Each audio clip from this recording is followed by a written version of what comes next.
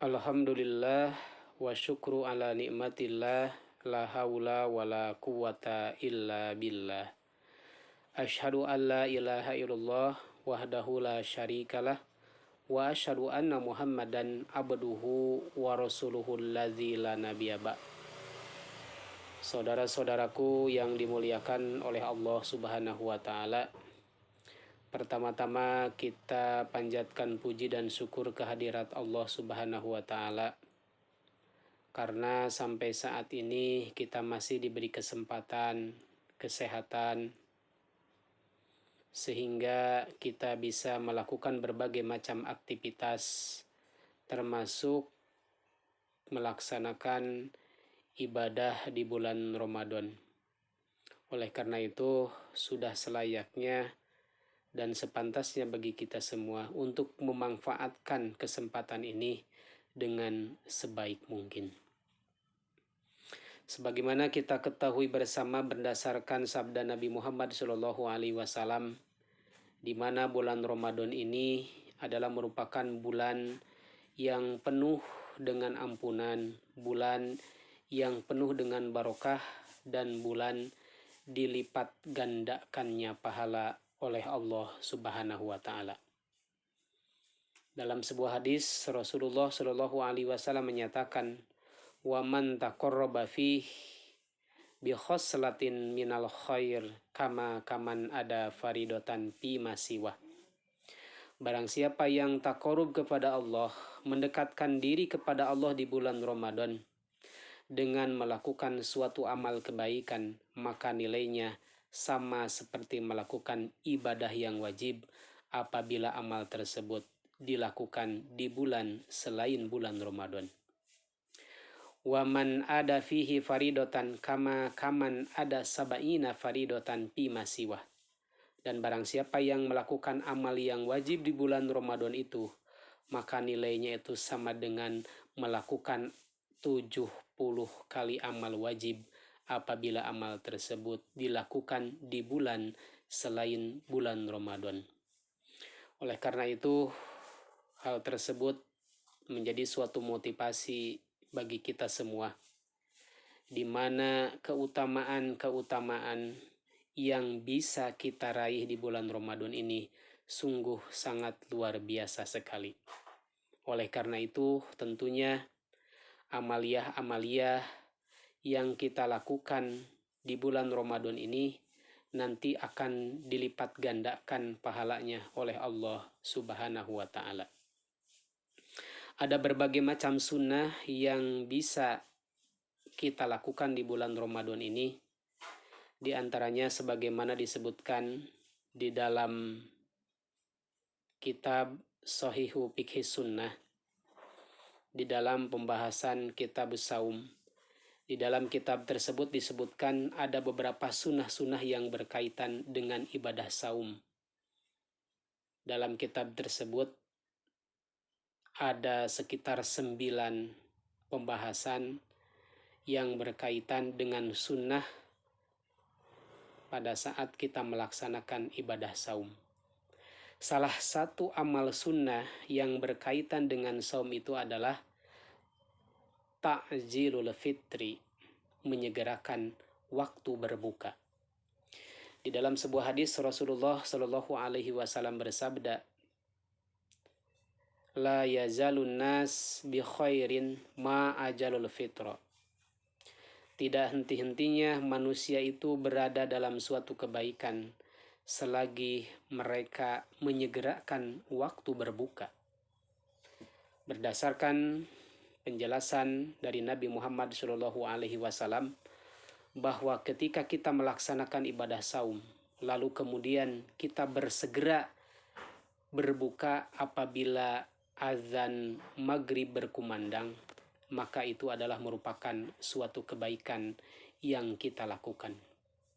Maka dari hadis tersebut ada beberapa hikmah yang bisa kita ambil. Yang pertama adalah dengan menyegerakan waktu berbuka itu sebagai bagian dari ihya'us sunnah, menghidupkan sunnah Nabi Muhammad Shallallahu Alaihi Wasallam. Karena kita ketahui bersama banyak sekali sunnah-sunnah yang dicontohkan oleh Nabi Muhammad Shallallahu Alaihi Wasallam. Bahkan mungkin sebagian kaum muslimin sering melupakannya dan juga sering mengabaikannya. Nah, salah satu sunnah yang bisa dilakukan atau yang harus dilakukan pada saat berkaitan dengan ibadah saum yaitu ta'jilul iftar, menyegerakan berbuka.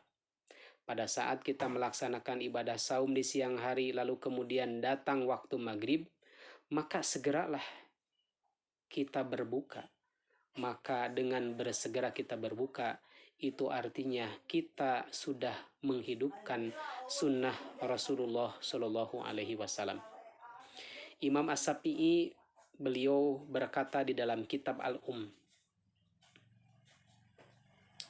Ta'jilul fitri mustahabun, menyegerakan waktu berbuka itu sangat dianjurkan, sangat dicintai.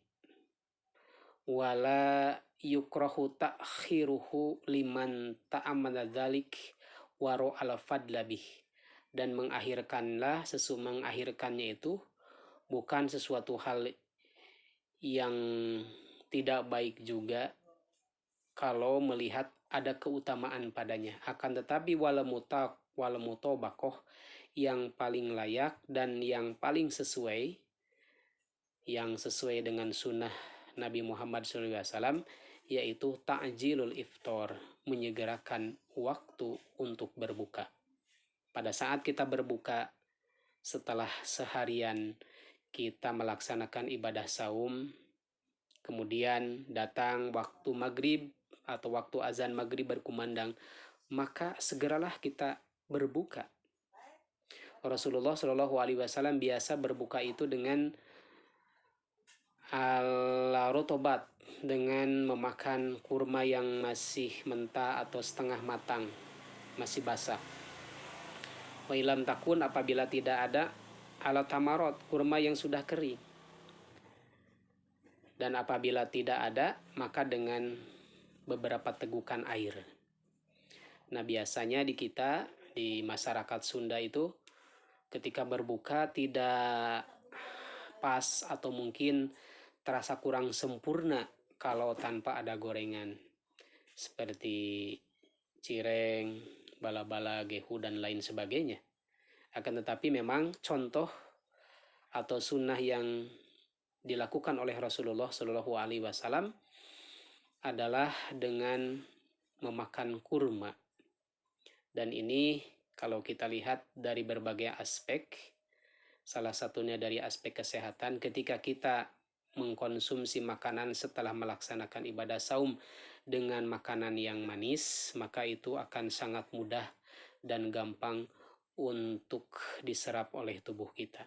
Oleh karena itu, sunnah Rasulullah Shallallahu Alaihi Wasallam ketika kita menyegerakan waktu berbuka setelah saum selama 1 hari penuh dengan memakan kurma, atau kalau tidak ada dengan air, maka dengan hal itu cukup untuk membatalkan saum kita. Kemudian yang selanjutnya, hikmah yang bisa kita ambil dari ta'jilul fitri, menyegerakan waktu berbuka ini adalah sebagai pembeda dengan ajaran agama yang lain. Sebagaimana kita ketahui bersama firman Allah Subhanahu wa taala di dalam surat Al-Baqarah ayat 183, di mana dalam ayat tersebut Allah Subhanahu wa taala berfirman, a'udzubillahi minasyaitonirrajim, ya ayyuhalladzina amanu kutiba alaikumusiyam kama kutiba alal ladzina min qablikum la'allakum tattaqun. Wahai orang-orang yang beriman, telah diwajibkan atas kalian saum sebagaimana diwajibkannya kepada orang-orang yang sebelum kamu, agar kalian menjadi orang-orang yang bertakwa. Maka berdasarkan ayat tersebut, bahwa ibadah saum itu adalah merupakan ibadah yang tidak hanya dilakukan oleh kaum muslimin semata, Akan tetapi umat-umat yang lain pun suka melakukan atau melaksanakan puasa. Nah, salah satu kebiasaan yang dilakukan oleh orang-orang Yahudi dan Nasrani, yaitu mereka suka mengakhir-akhirkan waktu berbuka. Jadi pada saat mereka berpuasa, lalu kemudian datang waktu berbuka, mereka itu suka mengakhir-akhirkan waktu berbuka sampai larut malam. Hatta hudurin nujum, sampai kelihatan bintang-bintang di langit. Ini menunjukkan bahwa ketika kita melaksanakan ibadah saum di bulan Ramadan, lalu kemudian kita bersegera berbuka manakala azan maghrib berkumandang, maka itu yang kita lakukan sebagai salah satu pembeda dengan ajaran agama yang lain. Karena kebiasaan orang-orang Yahudi dan Nasrani ketika mereka berpuasa, mereka mengakhir-akhirkan waktu berbukanya. Maka ketika kita melaksanakan ibadah saum, bersegeralah untuk berbuka. Kemudian yang selanjutnya, hikmah yang bisa kita ambil dari ta'jilul iftar, menyegerakan waktu berbuka, itu adalah menyegarkan tubuh kita. Karena ketika kita seharian melaksanakan ibadah saum, tentunya kita tidak makan, tidak minum, maka badan kita menjadi lemas, menjadi lemah. Nah, maka ketika maghrib tiba, maka segeralah berbuka. Karena dengan berbuka tersebut, itu akan menyegarkan kembali tubuh kita yang mungkin selama siang hari lemas atau tidak memiliki kekuatan.